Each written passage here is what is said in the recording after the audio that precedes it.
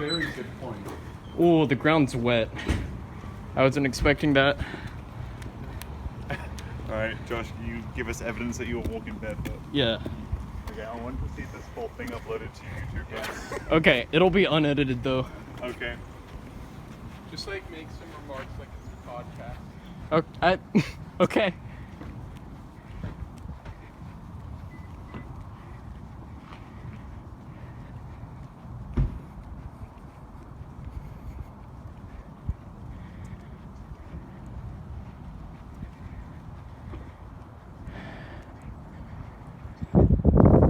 And off they go.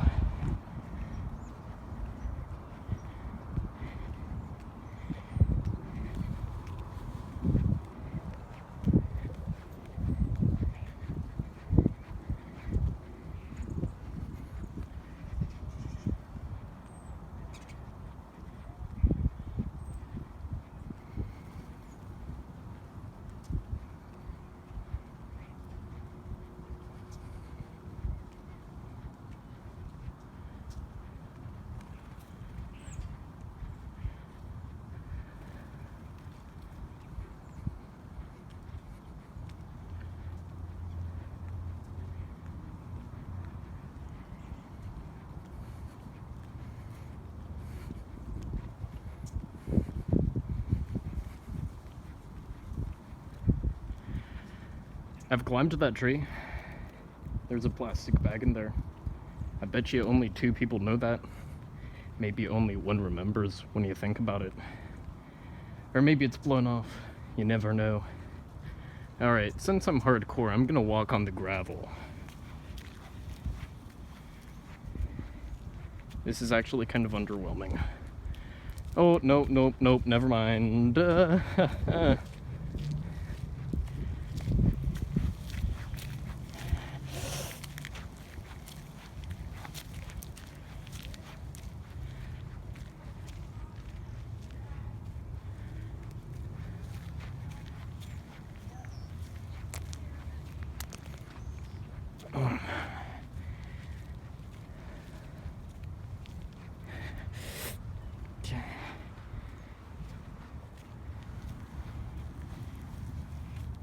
Okay.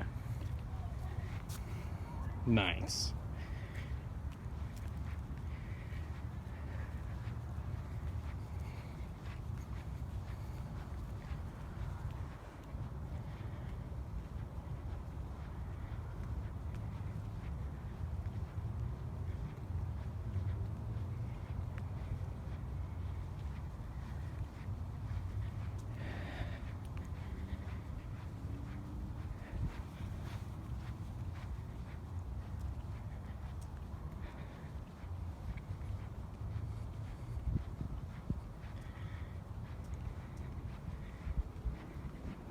All things considered, I'm basically actually walking at the same rate I usually would.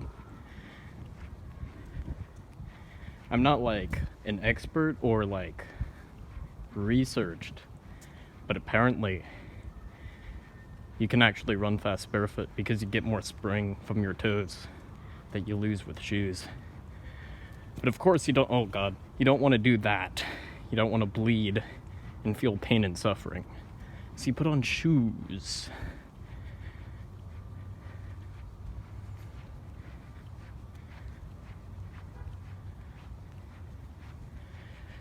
But also, this ain't the first time I've been around this rodeo. Because climbing trees barefoot is, it's alright. You usually don't injure yourself. Sometimes it hurts when you just stand on a branch and then you have to take it off. Kind of like in the mornings when I accidentally sleep too hard on my ear. And I know it's gonna hurt immensely once I pull it off. But it doesn't hurt yet, so I kind of procrastinate moving my head. I think once or twice that's caused me to go back to sleep, actually. But it hurts for a few seconds, and then it's done. So that raises the question, why delay it in the first place?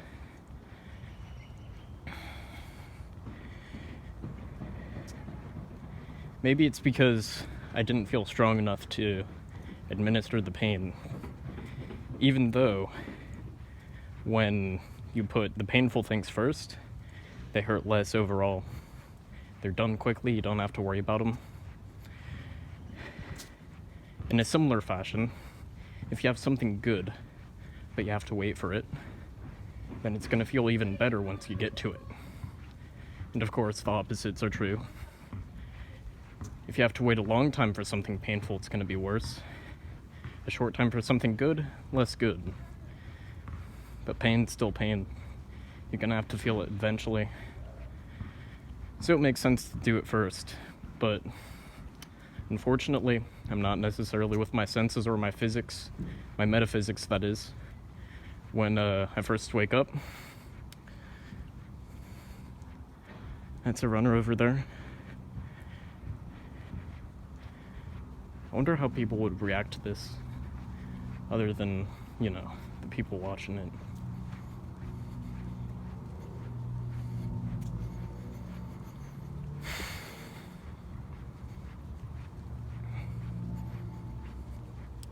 Anyway,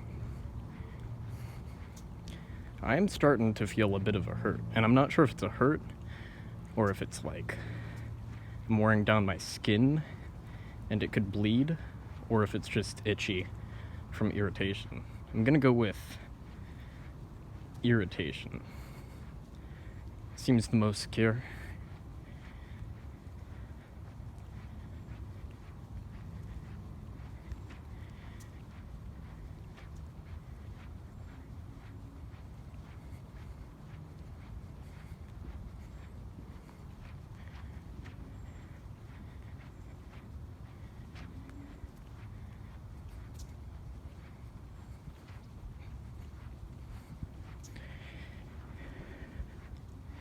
I guess it's bold of me to complain, but sidewalks around here kind of battered up.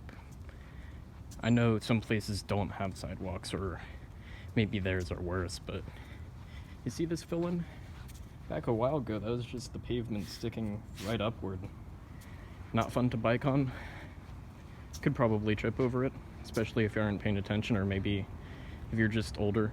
See, the thing about old people, they don't work worse. They just work a bit differently than us. Because sure, you've got all of your organs maybe not doing their job as efficiently as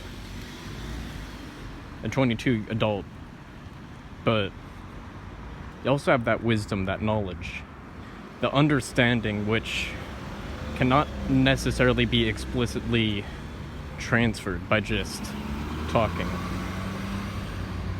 The more minute lessons which stick in our subconscious and alter our perception of reality. It ain't so bad when you think about it, or maybe you don't want to think about it because it feels bad. But once you get there, you have to face it, just like with the ear. So the sooner you face it, and the sooner you're resolved in thinking being old ain't so bad, the better.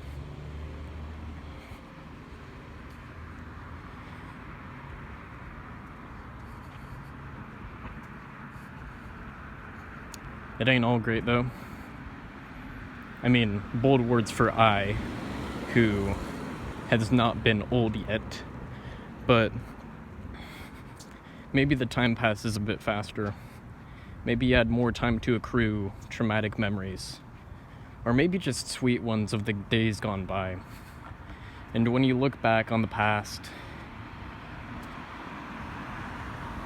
maybe you have a nostalgic chuckle, but you also have to deal with knowing that the past is that gone.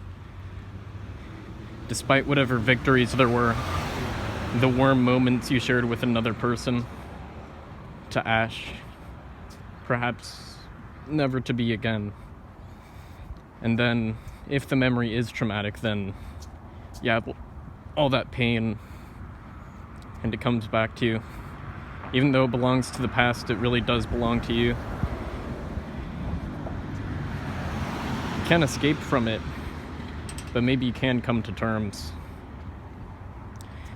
Maybe you had a rocky relationship with your father. But one of the cooler things about being old is perhaps you can just let that go and finally have a resolution to your conflict, even if the past isn't as pretty as you want it to be, even if you didn't share as many warm moments as you'd like to. We live in the present moment. Even though time is fluid and confusing, it always marches forward, at least for us. And so we march forward too.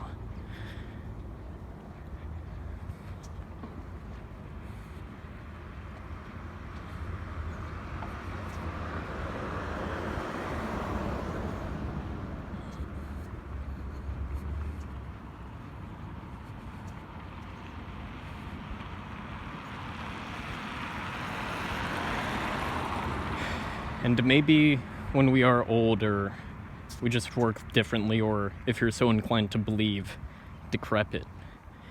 Maybe then we'll finally be ready to pass on.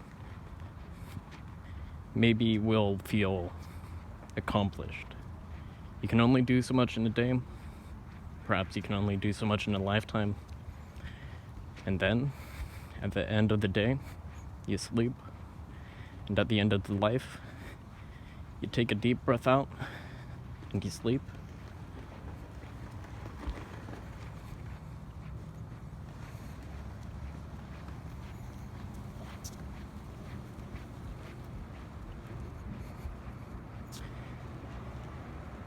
The whole barefoot situation, don't really feel it. Not noticeable. No more noticeable than when your feet are sweaty, uncomfortably so, but then you just push on. And maybe I did think the sidewalks were bad back then.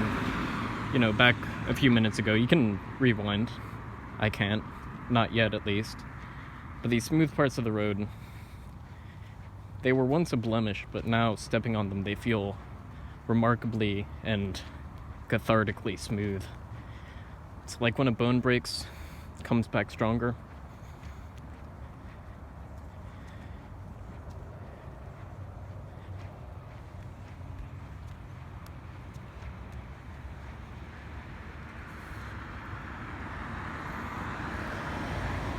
It's interesting to think that each of these people rolling by in the cars, maybe more than one person per car,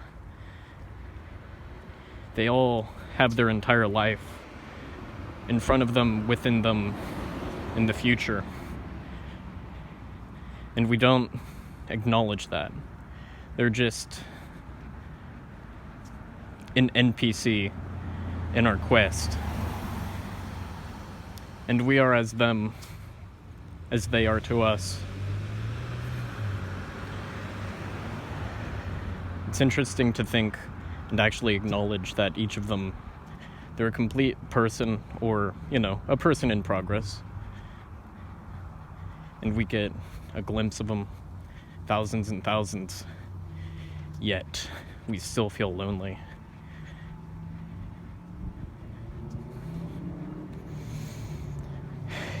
And then sometimes you'll look on someone, you won't think a thing. Maybe you'll think something strange. But then they could be your friend in any amount of time. When you're old, maybe a few minutes.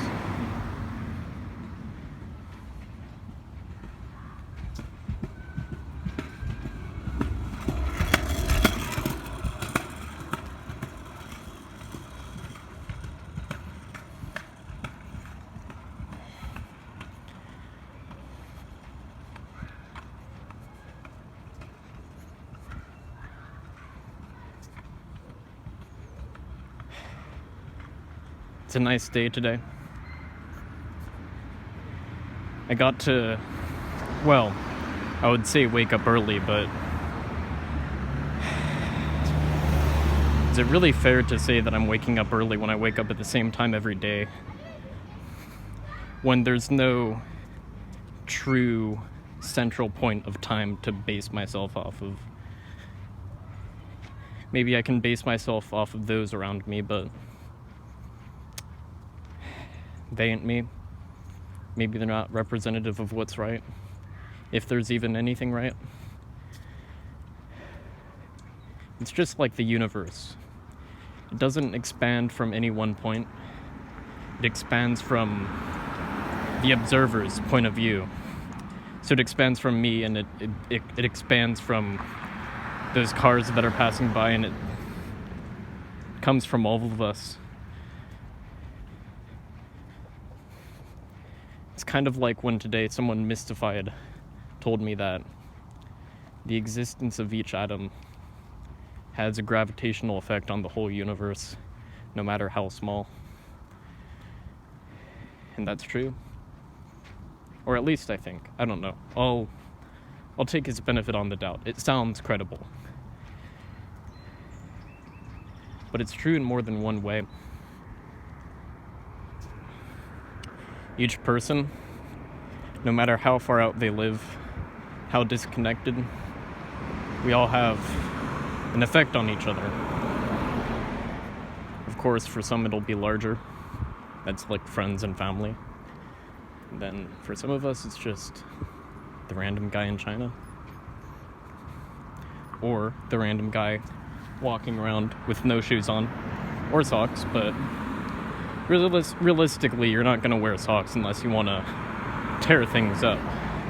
And by things, I mean your socks and maybe your feet once you're through.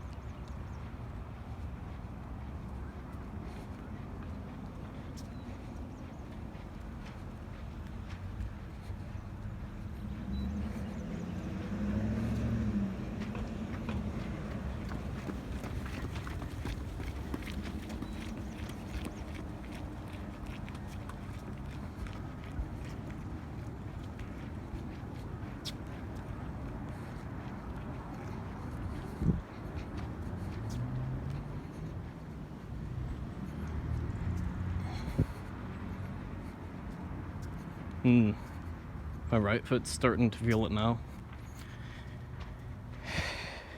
It's not so bad. This is the worst it'll ever be, I imagine. And if I try to do it again, it'll be the first time.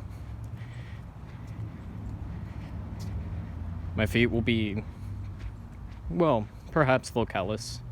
Maybe they'll still hurt the same, but that's the cycle. That's the beauty of it. To experience it once again new, even though really it's the same route. Different day, different weather. Air, slightly different. The water. Nothing's truly the same. Not once. Not twice. It's like a deck of playing cards. Or so I'm told. Maybe we're just infinitesimally lucky, and we have gotten two similar sets. We'll have to see. Or maybe we won't see. Maybe it's already happened and the two silent observers of it never even noticed. This is my garage. I won't show you the passcode, but if you're interested, you could probably ask me.